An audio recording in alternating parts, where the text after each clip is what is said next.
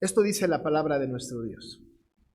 Y Zacarías su padre fue lleno del Espíritu Santo y profetizó diciendo: Bendito el Señor Dios de Israel, que ha visitado y redimido a su pueblo y nos levantó un poderoso Salvador en la casa de David su siervo, como habló por boca de sus santos profetas que fueron desde el principio, salvación de nuestros enemigos y de la mano de todos los que nos aborrecieron, para hacer misericordia con nuestros padres y acordarse de su pacto, de su santo pacto, del juramento que hizo a Abraham nuestro padre, que nos había de conceder que, librados de nuestros enemigos, sin temor les serviríamos en santidad y en justicia delante de él todos nuestros días.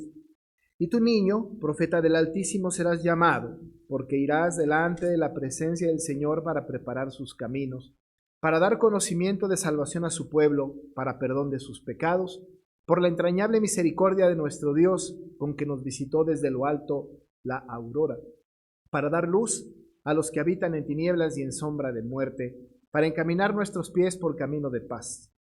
Y el niño crecía y se fortalecía en espíritu, y estuvo en lugares desiertos hasta el día de su manifestación a Israel.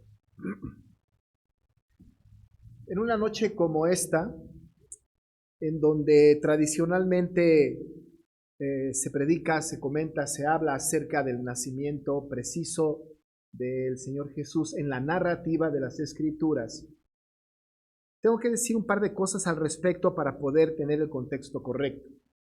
Una de las cosas que dije la semana pasada, el domingo anterior a hoy no es domingo, pero el domingo pasado, una de las cosas que mencionaba es que justamente no tenemos idea del día preciso del nacimiento del Señor Jesucristo. No sabemos qué día fue. La Biblia es muy contundente cuando quiere que sepamos un día preciso, específico y concreto, lo dice, lo menciona, hace una señal importante respecto de tal día. Sí, hay este tipo de manifestaciones en este sentido. Sin embargo, no tenemos la menor idea de cuál fue el día preciso.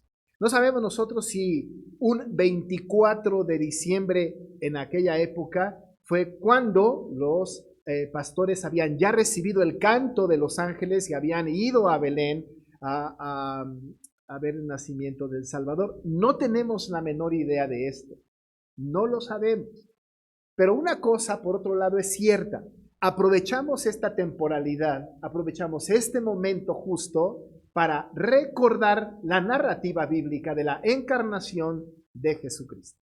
Así que lo que a nosotros nos da sentido, lo que le da sentido a la fe cristiana, no es un día en particular, sino es recordar en este tiempo el nacimiento, la encarnación y el nacimiento del Salvador. Ese es un asunto sumamente importante. Alrededor de todo este evento viene bien entonces comentar, platicar, predicar sobre los acontecimientos alrededor. Dado que no tenemos idea de un día preciso, pero sí sabemos la narrativa, viene bien entonces que tengamos en nuestra mente a Cristo y solamente a Él, encarnado en el vientre de esta sierva, humilde sierva María, y que tengamos en la mente también toda aquella narrativa que nos platica Mateo particularmente y Lucas, muy puntualmente los dos evangelistas, y que luego de alguna manera maravillosa las cartas de Pablo resumen de una manera teológica doctrinal muy importante. Así que resumimos o tomamos todos los acontecimientos, no importando específicamente el día que sucedieron tales o cuales cosas. Hoy nosotros nos reunimos aquí para que podamos recordar algunos acontecimientos y adorar al Señor para esto. Y esto es lo que nosotros hacemos, y para esto entonces tomamos algunas de las historias, las traemos a la mente y centramos a Cristo. La predicación de la palabra tiene que tener a Cristo en el centro, en el énfasis de la meditación. No puede haber una predicación cuando Cristo no está presente. Sea Navidad, sea Semana Santa, sea cuando sea, Cristo tiene que estar presente siempre. Una de las cosas que asombra en la narrativa pues del nacimiento de Jesús, previo al nacimiento de Jesús y posterior al nacimiento de Jesús, es que parece ser que tenemos nosotros un Dios poético, ¿no es cierto? Un Dios que es poeta, un Dios músico, un Dios que le gusta mucho, ¿verdad? La música, la poesía, la métrica, la parte hermosa del lenguaje y de la comunicación. Lo podemos notar porque nosotros justamente vemos allí, por ejemplo, el Magnificat, este canto de María que es maravilloso, que es un cántico precioso, que ha sido armonizado, que ha sido musicalizado, pero que además en el contenido del idioma original es una pieza de obra maestra maravillosa, poética, llena de enseñanza, llena del poder del Espíritu Santo, sin duda alguna. Vemos por ahí el canto de los ángeles, que tienen un canto maravilloso, gloria a Dios en las alturas, en la tierra paz, buena voluntad para con los hombres. Lindo, maravilloso canto que pudo haber tardado más de lo que nosotros tardamos en decirlo. Una pieza maravillosa que fue en su momento sublime y de gran significado. Vemos nosotros más adelante del nacimiento de Jesús a Simeón cantando también un cántico, el cántico de Simeón, que por fin tenía en sus brazos al Salvador y ya podía él ver la redención de Israel y él morir en paz porque tenía en sus brazos al Salvador. Ese cántico de Simeón es maravilloso.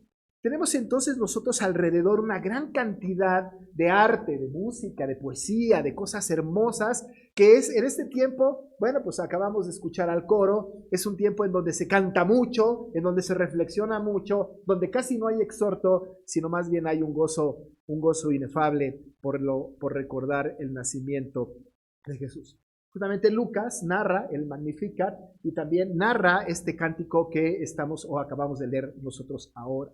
En cada uno de estos cánticos, la tradición a lo largo de la historia de la humanidad ha tenido pues los nombres específicos. Magnificat, por ejemplo, el cántico de María, pero por otro lado tenemos este cántico de Zacarías, que es el Benedictus, ¿verdad? Que así se le llama, porque es la primera palabra en latín que aparece en el cántico y por eso se le pone el nombre de Benedictus, ¿no?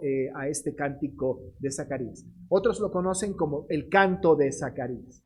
Pero esta expresión de Zacarías, esto que hace Zacarías, es algo sumamente importante, no necesariamente por lo poético que pueda resultar ser el cántico, sino por el contenido profético del cántico, sino por el significado profético, por el significado maravilloso del canto, en donde no solamente habla de un pasado, sino que habla de un presente y desde luego también de un futuro.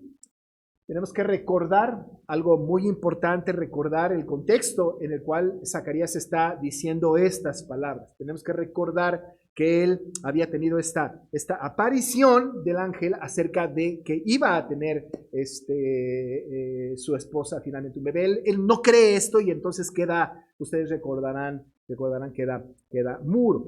En el momento en que él tiene que entrar a hacer su labor sacerdotal, bueno, pues ya no puede hablar porque no creyó que esto pudiera ser posible. A él estaba siendo anunciado el nacimiento de Juan, el que iba después a hacer que iba a abrir camino para la venida de Jesús, Juan el Bautista, iba a ser el padre de este hombre. Él no lo creía, entonces queda mudo, tiene que hacer su trabajo en esta condición, pero luego le viene otra vez la voz cuando Elizabeth, la esposa, dice que este ser que van a nacer, ya le estaban llamando al niño Zacarías y dice, no, se va a llamar Juan, y usted recordará que Zacarías pone en una pizarra, Juan será su nombre, y así tiene que ser.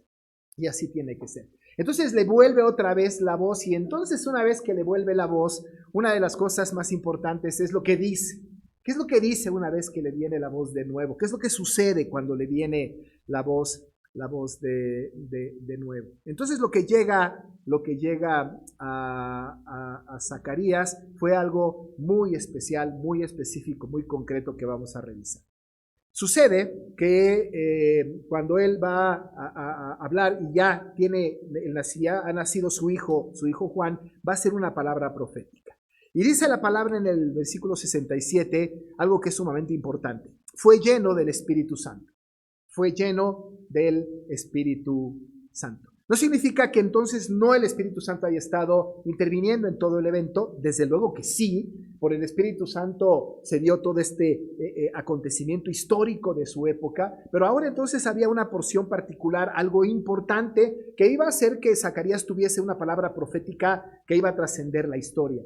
este hombre sacerdote que no va a aparecer en la Biblia más que en este capítulo y más nada, ¿no? Ya su aparición es muy fugaz. Entonces solamente nos habla de este asunto y llega, la Biblia nos dice que está lleno del Espíritu Santo. ¿Y cómo no? Porque lo que iba a hacer es que iba a dar una palabra profética, porque dice que profetizó. Eso dice el versículo 67. Lleno del Espíritu Santo, y entonces profetizó y profetizó diciendo. Algo que es muy importante es que la profecía que va a salir de la boca de Zacarías es una profecía que viene como instrucción del Espíritu Santo y no como una sensación o una interpretación de una realidad que él pudiera tener a su alrededor. Es el Espíritu quien viene a él y es el Espíritu quien le pone esta palabra profética para decir. De tal manera entonces que tenemos que saber que ciertamente de los labios de Zacarías sale esta profecía, pero ha sido movido, desde luego, como los escritores de la Biblia, ha sido inspirado, movido por el Espíritu Santo. Así que tenemos una profecía del Espíritu Santo en boca de Zacarías. Y ahí viene entonces Zacarías y hace esta expresión maravillosa, preciosa. Tenemos que dividirla en dos partes, no vamos a analizar las dos partes, sería muy largo, solamente la primera parte que tiene que ver con este Salvador que habría de venir. La primera parte de la profecía de Zacarías tiene que ver con Cristo. Y claro, todo tiene que ver con Cristo y siempre en primer lugar Cristo. Primero Cristo y luego todo lo demás. Así que lo que primero va a hacer este hombre en esta profecía es que va a hablar de Cristo desde el versículo 68 hasta el 75. Después del 76 en adelante ya va a hablar de Juan, porque ya en el 76 podemos ver que dice, y tú niño, profeta del Altísimo serás llamado. No está hablando de Jesús, está hablando entonces esta palabra profética para su hijo Juan. Va a decirle a este, irás delante de la presencia del Señor para preparar sus caminos. En fin, va a dar una palabra profética a Juan su hijo. Pero la primera parte tiene que ver con Jesús.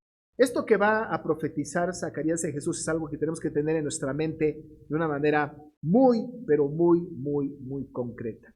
Tenemos aquí una historia maravillosa resumida por el Espíritu Santo en la palabra profética de Zacarías, en donde él empieza este maravilloso cántico, esta parte poética, esta profecía maravillosa, hablando al Señor de Israel y dando bendición para él. Él dice, bendito el Señor Dios de Israel. De ahí su nombre Benedictus, bendito. Benedictus es bendito en latín. Así que bendito el Señor Dios de Israel. Primera expresión, importante. Lo primero que hace es bendecir el nombre de el Señor Dios de Israel. Mire que puede pasar por alto nuestra lectura, pero hay algo que es muy importante que podamos notar puntualmente en esta primera parte, y no vamos a tener tanto detalle en cada palabra, pero ciertamente en esta expresión hay algo que es sumamente importante. Lo que dice, bendito el Señor Dios de Israel. Habla de el Dios de Israel. Es bendito el Señor Dios de Israel. Esto es muy importante. Están en ese momento dominados por un imperio romano. Hay una gran cantidad de culturas alrededor. Alrededor de la región en donde está Zacarías y donde van a ser Jesucristo incluso, muchas partes de las regiones es un lugar que ha llegado una gran cantidad de personas y que ha sido influenciada por una gran cantidad de culturas. La cultura romana ha permeado la cultura de los judíos, tanto así que entonces ahora los judíos incluso tenían que entregar tributo a Roma y tenían que asemejar sus costumbres a las costumbres romanas. Tenían que estar en la cultura romana de tal manera que incluso se tenían que cuadrar y obedecer las normas de la ley romana. No solamente los romanos, sino de una gran cantidad de lugares. Debe de recordar, por ejemplo, ¿verdad?, que cuando viene el Espíritu Santo a los apóstoles, ya más adelante en la vida de los apóstoles, cuando está en el pórtico de Salomón Pedro predicando, la cantidad de personas y de las nacionalidades que están alrededor cuando se reparten lenguas como de fuego y viene el Espíritu Santo, es increíble la cantidad de culturas que estaban mezcladas. Pudiésemos hablar incluso de que hay cierto sincretismo porque se empezaron a mezclar culturas, idiomas, lenguas. En fin, la situación era una situación más cosmopolita, no tan regional, porque ya estaba el pueblo de Israel, no solamente tenía una identidad, pero ahora tenía una gran cantidad de personas a su alrededor. Pero ahora Zacarías va a dirigirse solamente a un grupo étnico en particular, que no necesariamente tiene que ver con un grupo de personas, tanto como un grupo de personas con una identidad espiritual. Dice él entonces, el Dios de Israel. Para ese momento, todos los judíos creyentes tenían que entender que aquel judío creyente, pero también aquel gentil que se había adherido a la fe de los judíos, era el de Israel verdadero. A la distancia del tiempo, a nosotros como lectores implícitos nos toca esta situación. Ustedes y yo somos el Israel espiritual, recordando lo que dijo Pablo a los Efesios, que rompió la pared intermedia que había entre ellos y de los dos pueblos hizo uno. Así que entonces está hablando de aquellos que pertenecen al pueblo de Dios o que van a pertenecer al pueblo de Dios, sea la nacionalidad que sea. No importa. Todo aquel que viene a Cristo, todo aquel que es creyente en el Señor, es parte del Israel espiritual. Por eso más adelante en el versículo 73 va a ser mención de Abraham, nuestro padre, porque para todos los que somos creyentes en Cristo tenemos esta fe común. Así que entonces da una bendición a este Señor Dios de Israel. Ahí nos sentimos nosotros incluidos. Somos este Israel espiritual que el Señor ha rescatado y que sigue rescatando de acuerdo a su decreto eterno. Bueno, pues a partir de allí, teniendo esta bendición maravillosa de Zacarías para este Dios, Señor Dios de Israel, dice algo de él. ¿Y qué es lo que dice? ¿Qué es lo que dice de este Dios de Israel que es bendito? Varias cosas, rescatamos algunas. Este Dios de Israel que es bendito ha visitado, en primer lugar, y redimido a su pueblo. Ha visitado y redimido a su pueblo. Pero ¿cómo puede ser posible esto? ¿Cómo puede ser posible esto? Si Cristo, el Señor Jesús, no nace todavía. ¿Cómo lo ha visitado? ¿Cómo es que entonces lo ha redimido? ¿Qué está sucediendo en la vida de Zacarías? Que inspirado por el Espíritu Santo profetiza y dice que este Dios de Israel ha visitado y redimido a su pueblo. Pero por supuesto, ha visitado y redimido a su pueblo porque justamente encarnado en María, Cristo se había manifestado.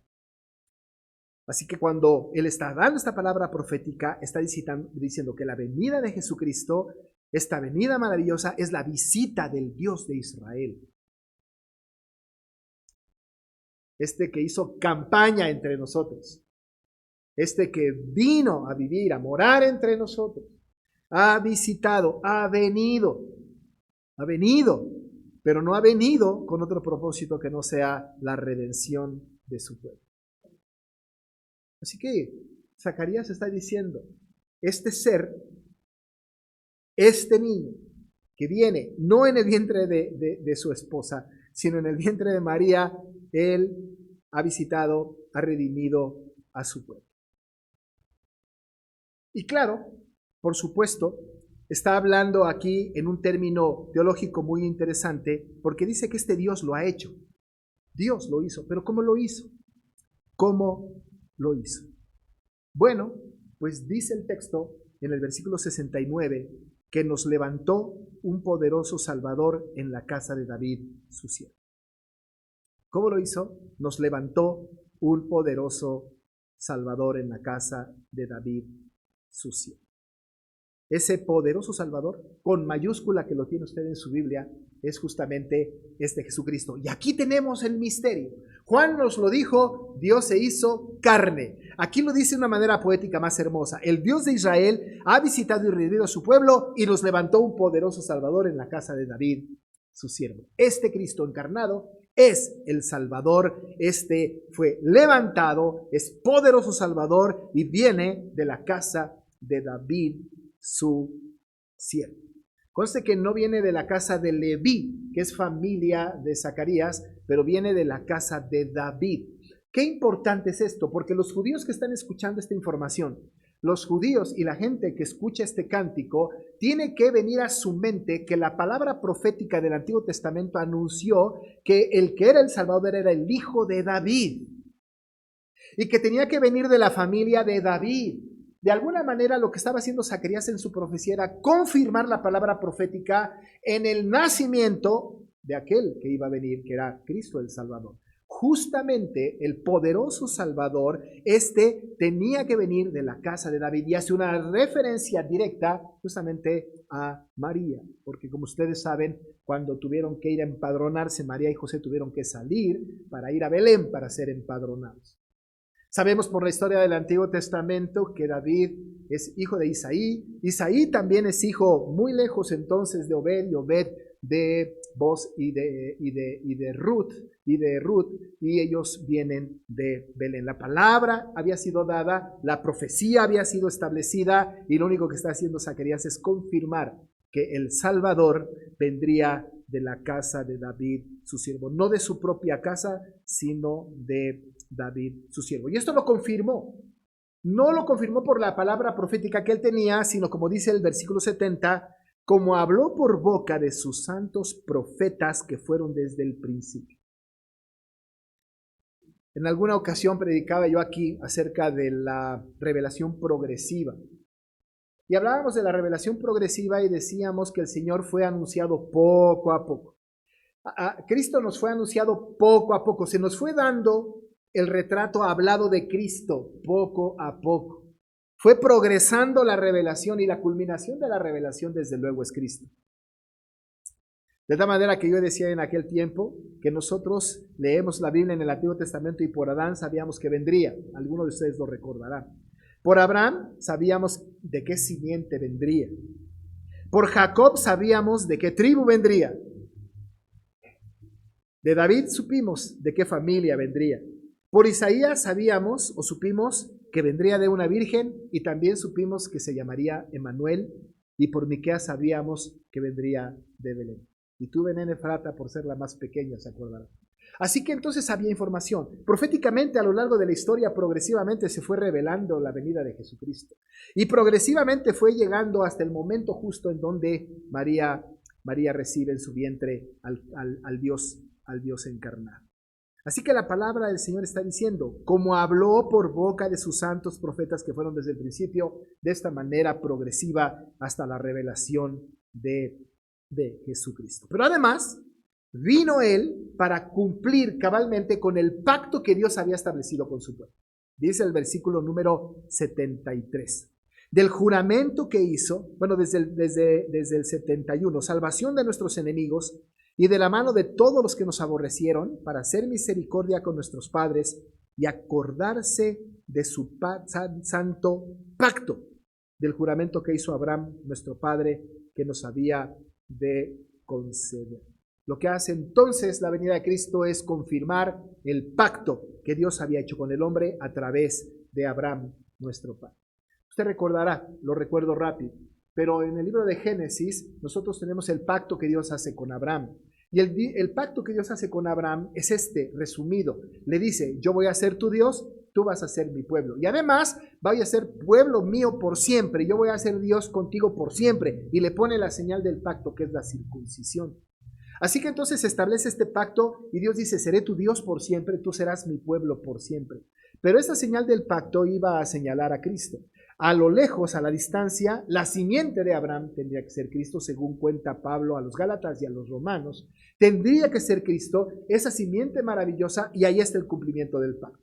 Cristo entonces es el cumplimiento del pacto, es la aseveración del pacto, es este compromiso del pacto, y Dios se acordó de su pacto que le hizo a Abraham, nuestro padre, en el nacimiento de Cristo. Cuando vemos a Cristo, cuando vimos a Cristo encarnado, luego entonces nacido y en su ministerio, todos los cristianos tendríamos que decir, es la confirmación del pacto del Señor, porque ahora Dios con nosotros. Antes Dios estaba así desde luego, pero ahora era Emanuel, era Dios con nosotros, este Dios que habitó entre nosotros, este Cristo que iba a vivir entre nosotros y este Cristo que aún está entre nosotros. Y lo último que quiero hacer énfasis es el propósito de todo este proyecto divino del Señor. Versículo 74 dice que librados de nuestros enemigos, sin temor les serviríamos.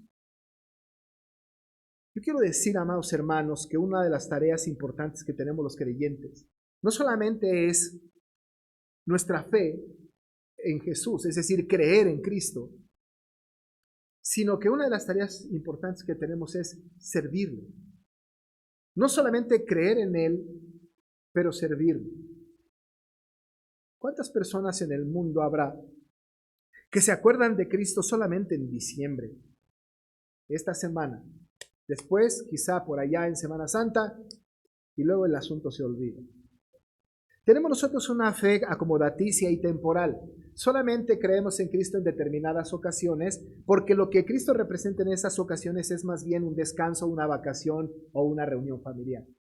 Pero una de las cosas importantes que señala la Biblia es que cuando nosotros hubiera en nuestra mente Cristo, este Dios del pacto, este Cristo que confirma el pacto, este Salvador de su pueblo, este que viene como promesa y que viene de la casa de David, este Salvador todopoderoso, una de las tareas que tenemos nosotros es servirle. No podemos salir de aquí sin pensar en que nuestra responsabilidad delante del Señor en el nacimiento de Cristo es servirle. Es servirle. Ahora, déjeme decirle lo que no es servirle. Servirle no es tener una actividad en la iglesia solamente para hacer algo. Es decir, el activismo, la laboriosidad no está mal, pero no es esto el servicio que se espera del creyente. El servicio no solamente es venir cada domingo y dar una ofrenda, cantar un himno, hacer una oración o hacer alguna tarea específica. Esto no es necesariamente servir al Señor. Mucha gente hace esto, mucha gente dedica tiempo en esto, mucha gente hace muchas cosas, eclesiásticamente hablando, sin servir a Cristo, sin servirle. La gran pregunta es entonces, ¿cómo quiere que le sirvamos? Dice aquí que le serviríamos, ¿no es cierto? Está diciendo el 74, librados de nuestros enemigos sin temor, le serviríamos, ¿no? Pero ¿cómo es esto? Bueno, pues diré las 4 cosas que están en el texto. La primera es que sin temor, tenemos que servirle sin temor. Y sin temor significa que nosotros tenemos que dar la cara por nuestro Salvador. Sin temor significa que no debe haber vergüenza en su servicio. Sin temor significa es que teniendo nosotros todo libre a nuestro alrededor, pongamos nuestra vida en servicio al Señor, independientemente de lo que pueda venir alrededor en crítica, o lo que pueda venir alrededor en ataque, o lo que pueda venir alrededor en cualquier cosa. Hoy, en este tiempo cultural de nuestro país y del mundo, hoy en esta historia contemporánea, en donde el mundo progresista está avanzando, en donde las ideas liberales y progresistas están avanzando, hoy una manera de servir al Señor es enfrentar todas estas cosas sin temor, porque nosotros estamos creyendo en aquel que nació de la casa de David, este poderoso Salvador, este que hizo pacto con nosotros.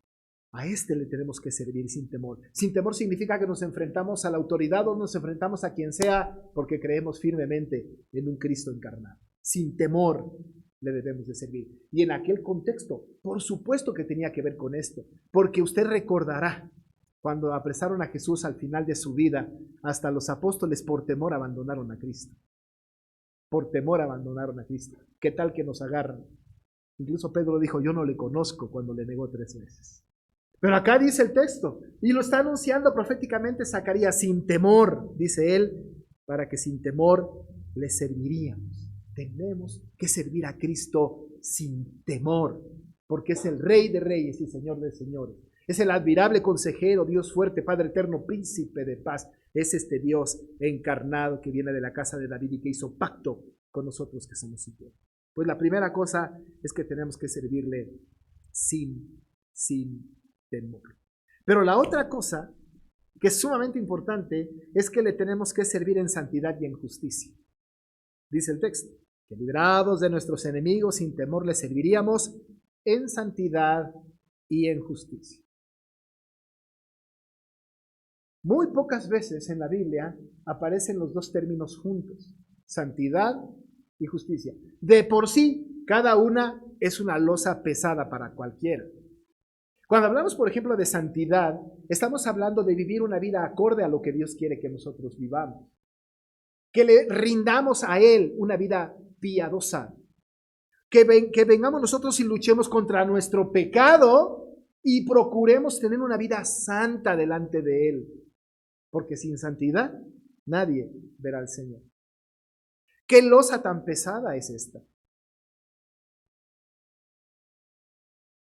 Muchas de las veces nosotros mostramos una vida de santidad solamente desde el punto de vista eclesiástico en la iglesia. Pero ¿qué tal en la escuela? ¿O en el trabajo? ¿O con los vecinos? ¿O con la familia? ¿O en lo privado? La santidad es una losa muy grande para cualquier persona, porque la santidad tiene que ver con vivir acorde a los principios que Dios ha establecido para nuestra vida, no nuestra vida moral, nuestra vida espiritual en relación con Él. Si Él dice que luchemos contra nuestro pecado, luchar contra nuestro pecado aunque nadie nos vea, esto es santidad. Si Él dice que nosotros bendigamos al que nos maldice y hacerlo incluso en lo privado, esto es santidad. No es santidad venir y cantar un himno, levantar las manos, cerrar los ojos o hacer cualquier cosa. Sí es parte de, pero no lo es todo. La santidad es esta relación íntima, personal con Dios. Y Él quiere que le sirvamos en santidad. En santidad. Qué difícil. Cada que tomamos la Santa Cena hay un exhorto a la santidad. O sea, hay una lista de cosas que hay que evitarlas. Y normalmente decimos, tenemos que evidenciar nuestra vida de santidad. La santidad es importante. La lucha contra nosotros mismos es importante. Qué losa tan pesada.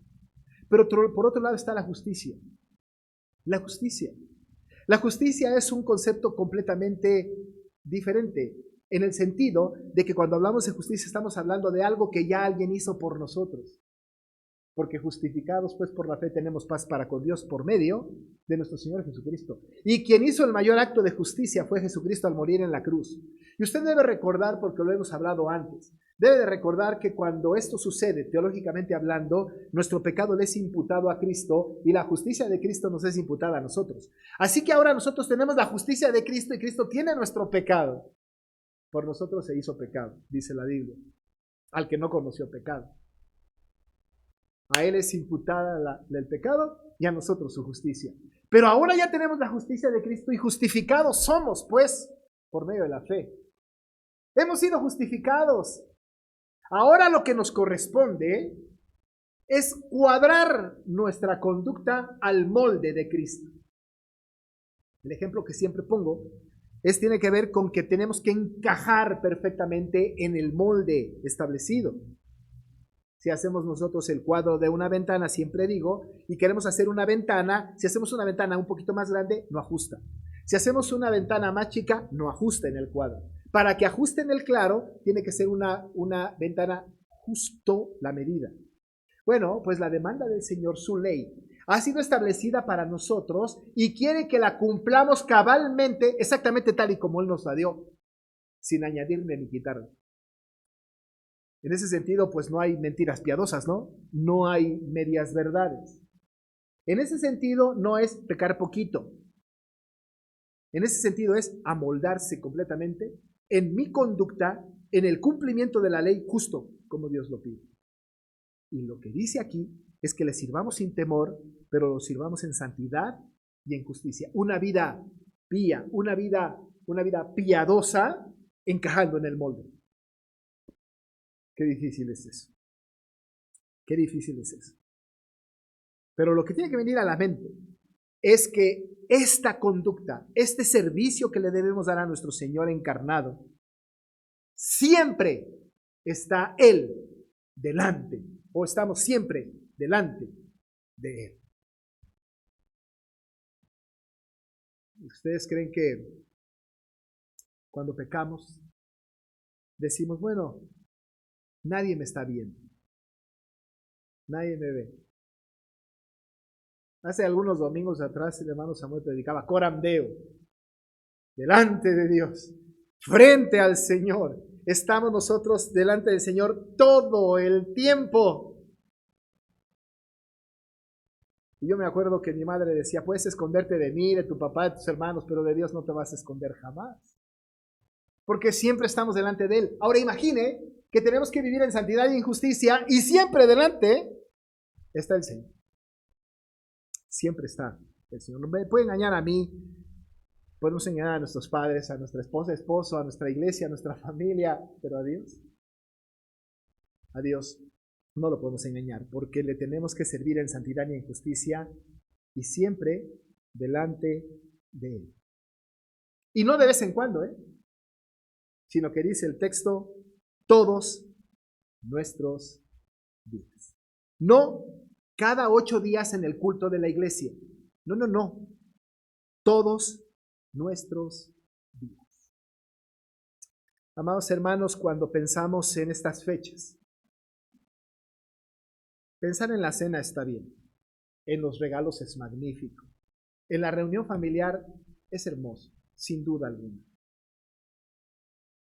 Pero tenemos que meditar a este Salvador poderoso, a este que viene de la casa de David, a este que fue anunciado por los profetas, a este que hizo pacto con nosotros y que fue confirmado en la persona de Jesucristo, debemos servir. Le debemos de servir sin temor, en santidad, en justicia, porque siempre estamos delante de Él y lo tenemos que hacer todos los días de nuestra vida. Esa es la demanda. ¿Nació Cristo un día como hoy? No tengo la menor idea. Nadie la tiene. Nadie en absoluto. Pero sí vino. Y eso lo recordamos. Fue encarnado y eso viene a nuestra mente. Y no vino para que nosotros tuviésemos la oportunidad de tener una rica cena, sino para que le sirviéramos sin temor, en santidad y justicia delante de Él, todos nuestros días. Empecemos hoy y continuemos así todos nuestros días. Vamos a orar. Muchas gracias, Padre, por tu palabra y porque acontecimientos como estos nos hacen pensar en lo que estamos haciendo como creyentes. Ayúdanos, Señor, porque nosotros creemos en Jesús. Creemos en ti, Dios de Israel, que nos has enviado, Señor, a un Salvador, poderoso Salvador. Este que hizo misericordia con nuestros padres y se acordó de su santo pacto. Este pacto que hiciste con Abraham, Señor, y que fue confirmado por Cristo. Señor, gracias. Gracias por esto y por recordarnos que el propósito de su venida es para que le sirviéramos, sin temor, en santidad y en justicia, delante de ti, todos nuestros días. Ayúdanos en esta tarea, Padre. Lo pedimos en el nombre de Jesús nuestro Salvador. Amén. Voy a pedirles, amados hermanos, que estemos de pie. Tienen ustedes por ahí una vela. Quiero decirles que la vela, solamente para tener este momento emotivo entre nosotros, no tiene ningún significado tan espiritual como solamente tener esta empatía